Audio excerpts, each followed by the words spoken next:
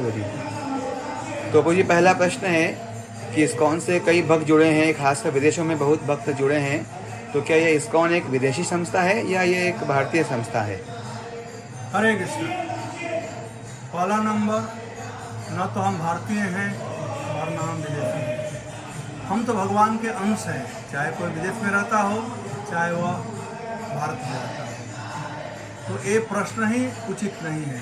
ये तो जिनको कोई ज्ञान नहीं वो लोग ऐसा प्रश्न करते हैं, क्योंकि आत्मा न तो भारतीय है, न विदेशी है, न हिंदू है, न मुस्लिम है, न क्रिश्चियन है। लेकिन फिर भी उन लोगों के समझदारी के लिए जो आत्म ज्ञान के संबंध में, आत्म तत्व के विषय में बिल्कुल विमूढ़ है, मैं बतलाना चाहूँगा कि प्रभुपाद जी भारत में प्रचार प्रसार प्रारंभ किए।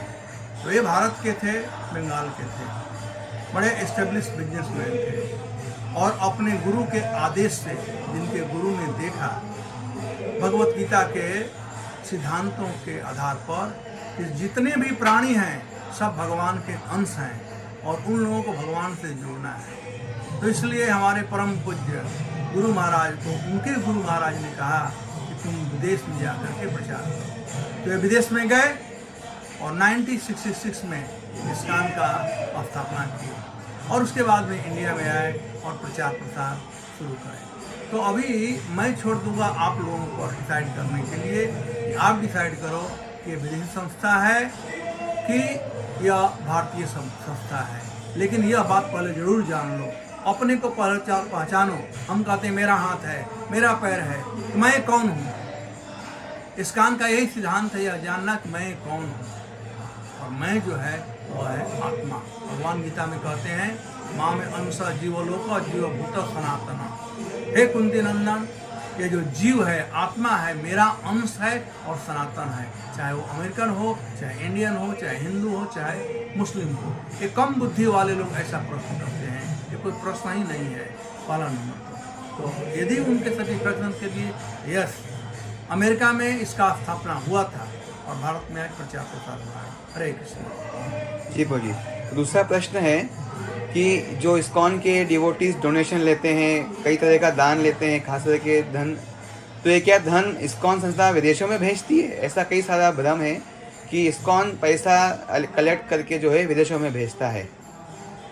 यह बिल्कुल निर्मूल प्रश्न है, इसको मैं जड़ से कबार कर सकता हूँ। इसमें कोई सत्यता नहीं है। आज मैं 48 साल से इस्कॉन में सेवा कर रहा हूँ और इस्कॉन का जो टॉप बॉडी है, जिसे ब्यूरो कहा जाता है, ट्रस्टी कहा जाता है, मैं 1984 से ट्रस्टी हूँ और आज मैं ब्यूरो का वाइस चेयरमैन हूँ। तो मैं ये कह सकता हूँ कि बिल्कुल एक असत्य बात है। देखिए, मैं भी वो टेप सुना था, मिस्टर दीक्षित, कोई दीक्षित थे। देखिए, भारत में बोलने की स्वतंत्रता है, कोई जो बोलना चाहे वो बोल सकता है, लेकिन जिसके पास एक छटाक भी बुद्धि होगा वह सोचेगा, अरे जब इस्कॉन इतना पैसा विदेश भेजता है तो गवर्नमेंट क्या सो रहा है क्या? गवर्नमेंट को मालूम नहीं है क्या? एक बात। दूसरा बात, आप लोग जानते हैं कोई पैसा का लेन देन होगा, चाहे विदेश भेजना चाहे विदेश से मंगाना, इसके लिए रिजर्व बैंक ऑफ इंडिया का परमिशन लेना पड़ता है। तो वो अनऑथराइज नहीं है यदि भेजना होगा तो, जो कि ऐसा हमारे पास है नहीं। बल्कि विदेशों से भारत में पैसा आया, अगेन प्रमाणिक ढंग से, और विदेश के पैसा से ही बॉम्बे मंदिर बना, वृंदावन मंदिर बना, हैदराबाद मंदिर बना, मायापुर में जमीन खरीदा गया। ये सब विदेश के पैसा से हुआ। भारत के पास कहाँ पैसा है जो हम विदेश भेजें? तीसरा बात, लोग कहते हैं कि वो कोलगेट जितना पैसा भेजता है उससे कहीं ज़्यादा। मैं उनसे पूछना चाहूँगा कि भैया बताओ तो कि कोलगेट कितना भेजता है और हम लोग कितना भेजते हैं? कहने के लिए कोई कुछ कर सकता है, लेकिन मैं आशा करता हूँ कि श्रोतागण जो देखते हैं इस वीडियो को, उनको थोड़ा बुद्धि होना चाहिए। कहने में कोई पैसा नहीं लगता है, लेकिन यदि कोर्ट के नियम के अनुसार यदि आप हमको एक्यूज कर रहे हो तो ये आपका धर्म है प्रमाण प्रस्तुत करना कि हाँ भाई इन्होंने एक गलती किया है। प्रमाण प्रस्तुत करना हमारा काम नहीं है। आपको प्रमाण देना पड़ेगा कोर्ट में। वैसे ही यदि मिस्टर दीक्षित ये कह रहे हैं तो आप लोग उनसे पूछो, हमसे केवल स्थान से आप क्यों पूछते हो, आप उनसे पूछो कि भाई थोड़ा बताओ कब पैसा गया, कितना पैसा गया और कहाँ पैसा गया, तो आपके प्रमाण तो बताओ। ऐसे हवा में फेंकने से थोड़ा कुछ होता है। तो इसके लिए कहा जाता है, प्रभुपाद जी कहते हैं, हाथी चले बाजार और कुत्ता भौंके हजार। इन कुत्तों को भौंकने दो, हमें उसका परवाह नहीं करना है, हमें तो आगे बढ़ते जाना है। और इस काम में हम लोग बढ़ रहे हैं, इसलिए आज प्रचार प्रसार जोर शोर से हो रहा है। तो ऐसा कुछ ही बात नहीं है, ये केवल भ्रम फैलाया जाता है। ये लोग वे हैं जो प्रचार के दुश्मन हैं, जिनको प्रचार से द्वेष है। मैं चैलेंज करता हूँ, कोई अपने बाप का बेटा है तो आ करके मेरे सामने दिखाए, मैं 48 साल से इसका हूँ, दिखाए हमको कि कहाँ हम पैसा भेजे, एक प्रमाण दें। हरे कृष्ण। थैंक यू कोरी। और अंतिम प्रश्न है कि जब भी भक्त लोग डोनेशन के लिए जाते हैं कि मंदिर में अच्छी व्यवस्था हो, अच्छा मंदिर बने, लोगों को सुविधाएं मिलें, तो लोग कहते हैं कि अरे इस्कॉन के पास तो बहुत पैसा है, आप लोगों को दान की क्या आवश्यकता है। फिर वैसा ही हवा में फेंकना है। जो ये बोलते हैं, क्या वो हमारे अकाउंट को जानते हैं क्या, तो कुछ मालूम है क्या?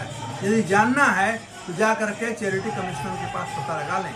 हमारा अकाउंट प्रत्येक साल चैरिटी कमिश्नर के पास जमा होता है। ऐसे बोलने से कोई फायदा नहीं। ये तो वे लोग बोलते हैं जिनमें द्वेष होता है, या जो पैसे के चेले हैं, वो देना नहीं चाहते हैं तो बहाना मार देते हैं। और वास्तव में भगवान वैसे लोगों का पैसा लेंगे भी नहीं।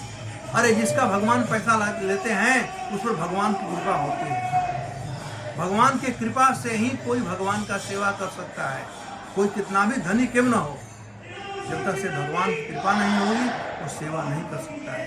तो यह जो पैसा है आता है उन श्रद्धालु भक्तों का जो भगवान का सेवा करना चाहते हैं। हम भक्त लोग तो मात्र एक माध्यम है जो कि उनके पैसा को ला करके भगवान के विभिन्न प्रकार की सेवा में लगाते हैं। आज पूरे विश्व में 1100 मंदिर है, भारतवर्ष में लगभग 6 हैं। अभी हम लोगों ने लास्ट ईयर 65 लाख भगवत गीता एक महीने में, दिसंबर महीने में, गीता जयंती के महीने में बांटे।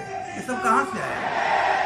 आज पूरा इतना प्रचार प्रसार इंडिया में हो रहा है, इतने भक्त बन रहे हैं। ये सब उन श्रद्धालुओं का सहयोग है जिनके पैसे को भगवान ने स्वीकार किया है। तो ये सब बहाना बनाने के बजाय मैं उन लोगों से प्रार्थना करूँगा, भगवान का आशीर्वाद स्वीकार करो और तुम भी कुछ पैसा दो।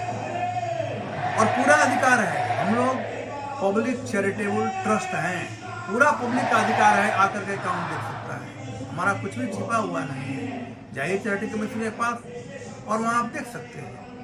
तो ऐसा कुछ नहीं है।